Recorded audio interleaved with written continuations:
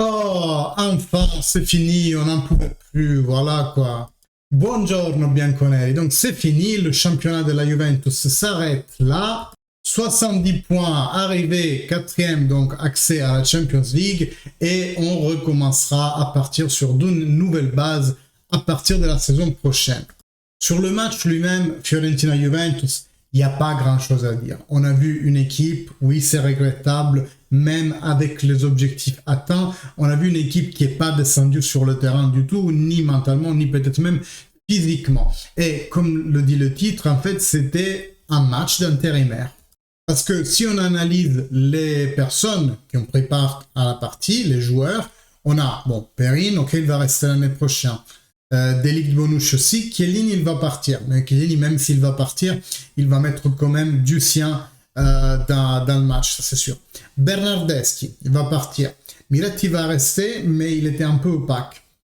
Locatelli va rester, Rabiot va potentiellement partir, c'est le milieu moins sûr avec McKennie, mais c'est quand même un candidat à la sortir au vu de ces 2 années assez fallimentaires, c'était un échec. Et Alexandro va potentiellement rester, mais parce qu'on n'a pas le choix en fait, parce que personne ne va le prendre avec le salaire qu'il a, mais c'est un candidat à la sortie si jamais une occasion se présente. Dybala va partir, Ken, lui aussi, bah, si on a l'occasion, on le dégage quoi. Donc Ken, Dybala, Alexandro, Rabiot, Bernardeschi et Chiellini, 6 sur les 11 sur les 11 qui ont disputé le match hier, j'enlève Chiellini, ça fait 5, mais qui en gros n'avaient peut-être rien à foutre du match. Si on ajoute à cela, comme dit Miretti qui a été opaque, Locatelli qui sûrement rentrant de blessure n'avait pas vraiment envie de se blesser à la dernière du championnat. Si on ajoute à cela un McKennie qui lui aussi est rentré en course et qui n'avait pas envie de se blesser non plus, un Rugani qui est ce qui est, un Anke qui a essayé quand même de faire du bon, mais qui est peut-être pas encore à niveau, et c'est le deuxième match qu'il joue contre la Fiorentina et qui, il n'arrive à rien faire. Eh bien, c'est pour ça que je vous dis, c'est un match d'intérimaire. Donc, la Juventus n'avait clairement rien à foutre de ce match. Tout l'enjeu était du côté Fiorentina parce qu'il suffisait qu'ils aient le même résultat de l'Atalanta pour accéder à l'Europe après des années. Bon, l'Europe de série C, dans l'occurrence la Conference League. Mais ils ont atteint le résultat parce que l'Atalanta s'est encore une fois lamentablement échoué contre l'Empoli. Donc le seul intérêt était du côté de la Fiorentina. Sur le match lui-même, moi j'ai envie de dire, ok, les Allegri out vont le prendre en prétexte encore une fois pour se déchaîner sur Allegri, faites donc. Mais pour moi, c'est pas ce match-là qui nous dit que la saison était négative. C'est la globalité. Et aujourd'hui, on peut le dire en fait. Donc là où encore contre l'Inter, quand on a joué le retour contre l'Inter, on pouvait se dire, on vient de ce match avec un résultat positif, on est en courbe croissante et tout. C'est clair aussi qu'à partir du match perdu contre l'Inter, pour les raisons que vous connaissez, pas forcément pour la prestation qui était très bien, aujourd'hui, on sait qu'à l'aller, on a fait 34 points et au retour, on a fait 36. En gros, l'aller égale les retours. Et là où se situe, disons, la période la plus difficile, c'est au début de l'aller et à la fin du retour.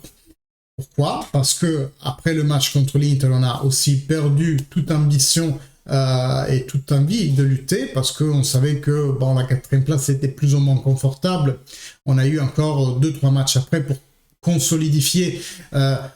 Faute aussi de l'Atalanta qui a clairement de façon vraiment inattendue chuté. Ils ont perdu 9 points à 3 matchs, mais on va dire la 4e place a été atteinte avec une facilité que l'année dernière on n'a pas eu. Et donc forcément quand la Juventus atteint un objectif minimaliste pour la saison, il n'y a plus envie en fait. Vous l'avez vu dans la journée dernière, vous l'avez vu encore dans cette journée contre la Fiorentina, limite le tournoi, le match de Villa Alperosa qu'ils font d'habitude en été, il a un peu plus d'enjeu. Et c'est cela que je trouve ça regrettable parce que, ok, il y avait les fameux intérimaires dont je vous ai parlé au début de la vidéo, mais bordel, j'ai envie de dire, même pas un peu d'amour propre pour se dire, ben, tiens, il faut qu'on se trouve à une équipe, Dybala, Bernardeschi, il faut qu'on se trouve une équipe, il faut qu'on mette sur le terrain tout ce qu'on sait faire, et puis même on s'est fait têche de la société, donc cherchons un peu la vengeance, entre guillemets, même pas. Même pas un peu d'amour propre de dire je joue bien pour moi avant de jouer bien pour une société. Donc voilà, c'était déceptif. Puis maintenant, comme dit, il nous reste à partir sur de nouvelles bases pour l'année prochaine. Nouvelles bases qui ne doivent être pas contaminées à mon sens par le mercato qu'on va faire, mais on doit déjà trouver des forces dans cette Juventus actuelle. Cette Juventus actuelle qui quand même nous laisse avec Tech étant un bon gardien, pas peut-être le meilleur du monde, on est d'accord, avec un début difficile, certes, cette saison, mais après, il nous a fait aussi gagner des points. Aujourd'hui, Tech, il nous a peut-être même plus fait gagner de points avec tous les pénaltys pris, avec des beaux sauvetages, je me souviens contre la Rome, elle était extraordinaire. Un bon gardien, un excellent milieu défensif, d'élite, un Locatelli qui n'a peut-être pas exprimé tout son potentiel jusqu'à maintenant, mais aussi parce qu'il a été mis dans un rôle qui n'est pas le sien, devant la défense, dans un milieu souvent à 3. À 2, il a même fait mieux qu'à 3. On peut repartir sûrement de Federico Chiesa. Voyons aussi comment il rentre de sa blessure. Et on peut repartir de Vlahovic. Donc, on a des bonnes bases. Espérons que le mix qui se fera dans le futur entre jeunes, les Miretti, les Soulé, les Ake, pourquoi pas l'autre, le nom, bordel, Fagioli, voilà, c'est ça, qui vont se mixer à des joueurs confirmés du calibre de l'Acabie, de Paul Pogba, de Di Maria, peut-être de Perisic, et qui sait qui peut arriver, on ne sait jamais si Milinkovic-Savic arrive aussi, waouh, l'équipe quoi. Mais sûrement aussi un latéral gauche titulaire.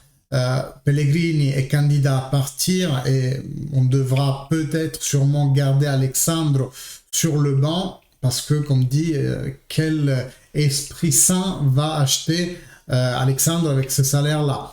Donc difficile qu'il sorte. Donc latéral gauche central, ça aussi ça va devoir arriver, mais dans tous les cas, gardons la confiance pour la saison prochaine pour qu'on ait un effectif plus soudé déjà, avec un bon mix d'expérience et la fraîcheur des jeunes, pour atteindre nos objectifs de la saison prochaine. Et surtout, j'espère que ça va être des joueurs qui ont envie de gagner, de démontrer des choses avec le maillot de la Juventus.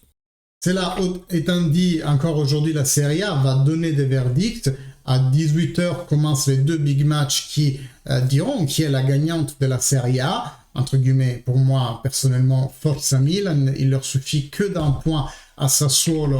C'est Sassuolo? Oui, c'est ça. Pour avoir le Scudetto, ça serait hyper mérité. Ça éviterait aux autres d'avoir la deuxième étoile, donc c'est avec plus grand plaisir que je soutiens le Milan à 18h. Et puis ce soir, on saura aussi si la Salernitana restera en Serie A cette année. Petit aparté, il y avait une sorte de théorie comme quoi la Juventus aurait perdu exprès contre la Fiorentina, ainsi qu'elle puisse surpasser l'Atalanta, aller en Conference League, et donc vu que l'Atalanta n'irait pas en Conference League, elle pourrait décider de ne pas activer l'option d'achat, enfin l'obligation d'achat pour Demiral. Vas-y, non mais on n'en est pas à ça, quoi. J'ai envie de dire, les stratégies sociétaires, elles se font pas sur faire un biscotto avec la Fiorentina pour que certaines choses se réalisent sur le mercato. Simplement, aujourd'hui, les joueurs n'avaient aucune envie d'aller sur le terrain et on a eu le match qu'on a eu. Donc, c'est limite dommage qu'on me dit parce qu'ils n'ont pas joué, même pas pour amour propre. C'est dommage parce que les autres équipes ne méritent sûrement pas qu'un résultat soit décidé par une équipe qui n'a plus aucune ambition. On le dit souvent, hein, c'est pas juste que nous on joue avec le Bologne qui n'a plus rien à demander au championnat, etc., etc. Donc moi je suis de l'avis que dans tous les cas, Il faut toujours donner le maximum sur le terrain, même si on a atteint ses propres objectifs, déjà par amour propre, et de deux, pour respect pour tous les autres qui sont dans la ligue, quoi, parce que sinon le championnat est faussé. C'est un problème, entre guillemets, du championnat à 20 équipes, parce qu'il n'y a pas assez de place d'Europe et de place en bas pour la rétrocession, pour faire en sorte que les équipes du milieu restent motivées jusqu'à la fin. Championnat, 16 équipes, ayant 8 équipes qui vont en promotion et 4 équipes qui vont en série B, ça laisserait seulement 2-3 places au milieu et ça serait toujours chaud pour les équipes du milieu jusqu'à la fin. Bref, ça c'est toute une discussion à avoir avec la Ligue Serie A pour revenir à un championnat plus petit et peut-être même plus compétitif et intéressant jusqu'à la fin. Mes amis, on parlera bientôt de marché avec tout ce qui arrive. La Juventus est en train vraiment de mettre un coup de pied dans la fourmilière et aller hyper rapidement dans le mercato parce que comme dit déjà, en août, il y aura 4 matchs qui seront disputés déjà dans le mois d'août. Moi, je tiens à vous remercier. On a atteint les 600 abonnés. Ça me fait un plaisir énorme. Donc, merci à vous. Merci à ceux d'entre vous qui sont plus actifs. Et j'aimerais vraiment vous citer Émilie Rocchi, Jonathan Campion et Pat Ken, c'est vous qui écrivez le plus. Sûrement que j'oublie quelqu'un d'autre. Laroy, il y a peut-être quelqu'un qui écrit vraiment souvent. Moi, ça me fait hyper plaisir. Ça me booste dans mon activité parce que vous savez, pour moi, ça n'est qu'un hobby finalement. Mais d'entamer une vraie discussion, une vraie relation avec vous, ça me fait énormément plaisir. Donc aujourd'hui, on a atteint les 600. Merci. Merci de cœur à vous tous qui likez, qui commentez, même sur les réseaux sociaux, qui activez du coup mes posts, qui les faites un peu remonter. D'ailleurs, n'hésitez jamais à retweeter, à partager surtout et à liker. C'est vraiment des activités, même sur les réseaux sociaux, qui font connaître de plus la belle communauté qu'on est en train de construire. Et j'aime vraiment, vraiment comment et avec qui on est en train de la construire. On a la communauté qui nous ressemble. Merci beaucoup à vous tous.